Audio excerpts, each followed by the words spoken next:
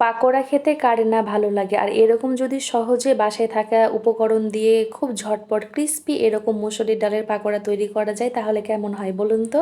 আসসালামু আলাইকুম, পিয়ার প্রতিদিন ব্লগে আপনাদের সবাইকে ওয়েলকাম। তো চলুন আপনাদের সরাসরি রান্নার দিকে নিয়ে যাই। তো এখানে আমি মসুরের ডাল নিয়েছি, যেটাকে আমি 3 ঘন্টা মতো ভিজিয়ে রেখেছিলাম, তারপরে ভালো করে ধুয়ে নিয়েছি। ধুয়ে নেওয়া হয়ে গেলে এটাকে আমি পানি ছাড়াই সুন্দর করে ব্লেন্ড করে নেব। আপনারা এটা পাটাতেও বেটে নিতে পারেন।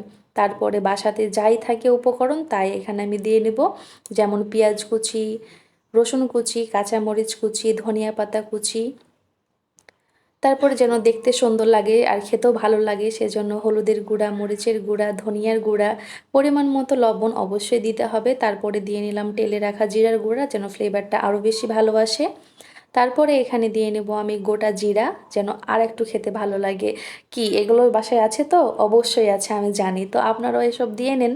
তারপরে পাকোড়াটাকে আরেকটু ক্রিস্পি করতে এখানে আমি দিয়ে নিলাম চালের গুঁড়া, 2 টেবিল স্পুন ব্যবহার করেছি। তারপরে দিয়ে নিলাম আদা রসুন জিরা বাটা, হাফ চা চামচ মতো, যেন ফ্লেভারটা আরও বেশি ভালো আসে। তো এখানে আপনারা চালের গুঁড়ার পরিবর্তে এখানে আপনারা বেসনটা ইউজ করতে পারেন। আমি চালের গুঁড়োটা দিয়েছি, এটা তো অনেকক্ষণ ক্রিস্পি থাকে। তারপরে ভালো করে মিক্স করে নেওয়া হয়ে গেলে একটা লোহার কড়াইয়ে পরিমাণ মতো তেল দিয়ে নিয়েছি। আর তেলটা অবশ্যই আপনারা মিডিয়াম টু লো ফ্লেমে রাখবেন এবং সম্পূর্ণ ভাজার কাজটা আপনারা মিডিয়াম ফ্লেমে রেখেই করবেন, তাহলে আপনাদের পাকোড়াটা খুবই ক্রিস্পি হবে এবং খেতে অনেক বেশি মজা লাগবে। তো আমি অল্প অল্প করে দিয়ে নিলাম আমার পাকোড়াগুলা।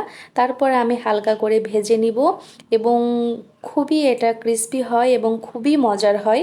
আর আপনারা এরকম বাসাতে এই অল্প উপকরণ দিয়ে আপনারা ঝটপট এটা তৈরি করে নিতে পারেন, যেটা খেতে অসম্ভব ভালো লাগে। তো দেখছেন কত সুন্দর হয়েছে, আর এটা এতটা ক্রিস্পি হয়েছিল যে আপনারা বাসায় একবার বানিয়ে খেলে বারবার বানিয়ে খাবেন। এটা সত্যি অনেক বেশি মজার ছিল।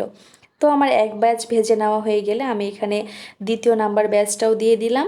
আর এটা ভেজে নেব আমি সেইভাবে মিডিয়াম ফ্লেমে রেখেই। আর এটা অনেক বেশি পছন্দ করে আমার বাসায় সবাই, এটা খেতে অনেক বেশি ভালোবাসে।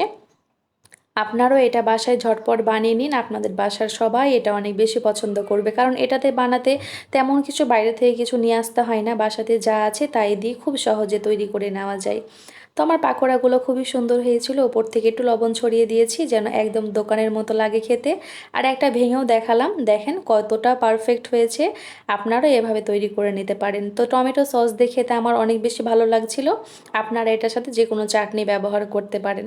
তারপরে চলে গেলাম আমার বড় মানুষ আমার ছেলের কাছে রিভিউ নিতে, কারণ তার রিভিউ আমার কাছে অনেক বেশি গুরুত্বপূর্ণ।